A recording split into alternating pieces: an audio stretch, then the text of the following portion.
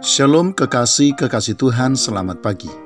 Saudaraku sekalian, di dalam beberapa bagian di dalam Alkitab, kita bisa menemukan dan membaca kesetiaan kepada Tuhan diuji oleh berbagai kesulitan, kesukaran, dan penderitaan yang memang Tuhan izinkan terjadi untuk tujuan pendewasaan dan pembentukan manusia batiniah. Banyak orang yang mampu merespon dengan baik, dan hasilnya mereka menjadi tahan uji. Abraham dalam pergumulan panjang untuk mendapatkan keturunan, sebagaimana janji Allah yang diterimanya, bertahan dalam ujian, dan akhirnya di mata Tuhan tampil menjadi pribadi yang tahan uji. Banyak lagi tokoh-tokoh yang dituliskan dalam Alkitab yang berhasil tampil sebagai pribadi yang tahan uji setelah kesukaran dan penderitaan yang diizinkan oleh Tuhan menimpa hidup mereka. Di sisi lain, kekasih Tuhan, banyak juga pihak yang disebutkan oleh Alkitab yang tidak tahan uji dan akhirnya gagal menjadi pribadi seperti yang Tuhan kehendaki. Sebut saja sebagian besar dari umat Israel yang gagal dalam ujian yang menyebabkan mereka binasa dan tidak diperkenan masuk ke tanah perjanjian sebagaimana yang dijanjikan oleh Tuhan kepada mereka. Namun kekasih Tuhan, selain diuji dengan penderitaan, kesukaran, dan pergumulan, kesetiaan kepada Tuhan juga diuji oleh keberhasilan, kegemilangan, dan kehormatan yang diterima oleh seseorang.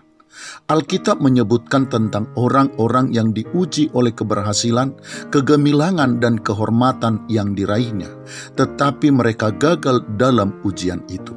Seperti dicontohkan oleh Alkitab, sebagaimana terdapat di dalam kitab 1 Raja-Raja pasal 11, ayat yang ke-6 sampai dengan ayat yang ke-7, yang menceritakan bagaimana Salomo tidak tahan uji dan melakukan apa yang jahat di mata Tuhan.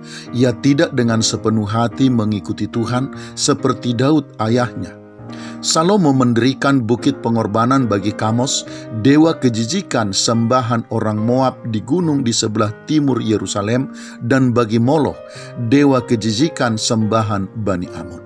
Dan semua itu kekasih Tuhan dilakukan oleh Salomo, bukan karena kesukaran, penderitaan, dan tekanan hidup yang berat, atau bukan ketika ia mengalami dan menghadapi penderitaan, kesukaran, dan tekanan-tekanan hidup, melainkan justru di saat kegemilangan, kemakmuran yang diraihnya, dan bahkan pada saat ia masih memiliki kehormatan dan keagungan sebagai raja yang penuh dengan hikmat Tuhan. Salomo gagal menjadi pribadi yang tahan uji dan setia kepada Allah karena kebesaran, kekuatan, dan kekuasaan yang dimilikinya. Kekasih Tuhan, berkaca dan bercermin dari pengalaman hidup Salomo itulah menjadi penting bagi kita untuk berhati-hati dengan hati dan kesetiaan kita kepada Tuhan, bukan saja saat mengalami kesukaran dan penderitaan serta pergumulan-pergumulan hidup lainnya, tetapi juga saat kekuatan, kehormatan, dan kesuksesan masih berada di dalam genggaman kita.